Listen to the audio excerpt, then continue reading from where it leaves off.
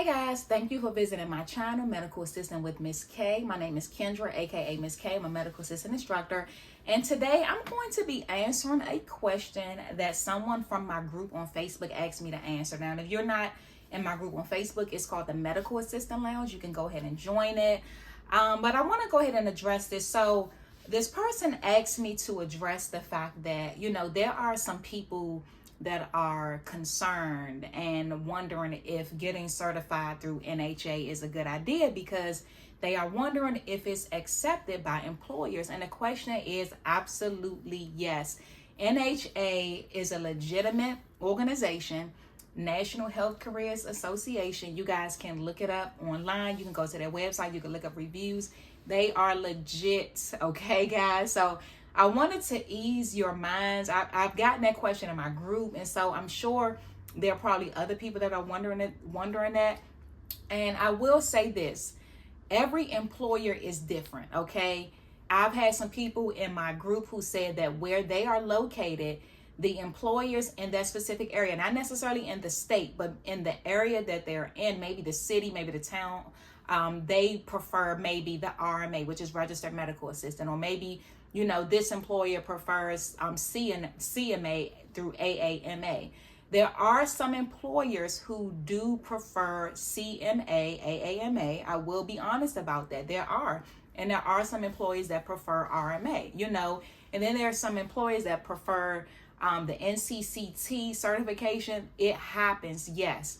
But in general, as long as you are certified through a certifying organization, whether it's the CMA through AAMA, which is Certified Medical Assistant through the American Association of Medical Assistants, or if it's, RMA Registered Medical Assistants through American Medical Technologists, or as I mentioned, NHA, which certifies for CCMA, Certified Clinical Medical Assistant. Now, I just thought about it. If you're listening to this and you're new, so you're probably like, all those letters, oh my goodness. But I do have a video breaking down the difference between each one. So I'll link that for anybody who needs to know the difference. But there are some employers who do prefer one over the other. But in general, as long as you are certified, that's all they need. They just want to see that you are credentialed beyond getting a certificate of completion of the medical assistant program. Okay. Now, if you're wondering, well, what certifications do they primarily look for in my area? All you have to do is go on Indeed and look up offices in your area. You can go into like the big companies in your area, or maybe the hospital,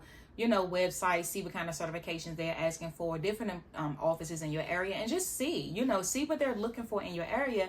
And then, and this is for people who are not in school yet for medical assistant. And then when you call around to these medical assistant schools, you can ask what certification they offer.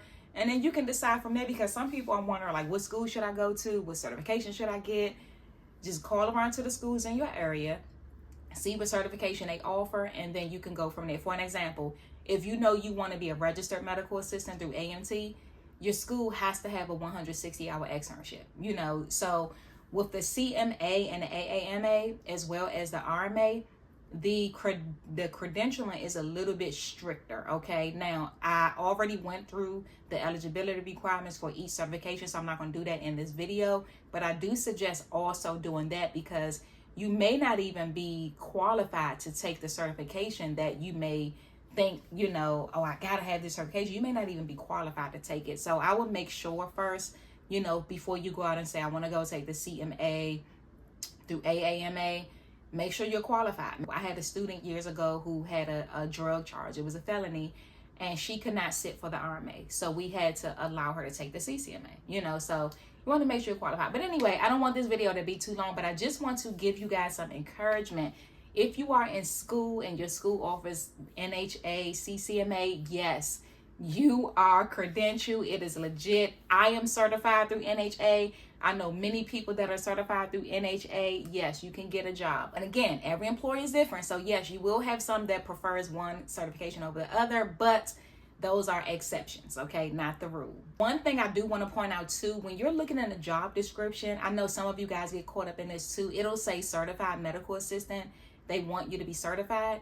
You can always check with the employer to see which certification they accept, because some people see that and they automatically think that that employer only accepts CMA through AAMA, but most of the time they just want you to be certified in some type of way, whether it's the RMA, CCMA, or actually having the CMA AAMA certification. Okay.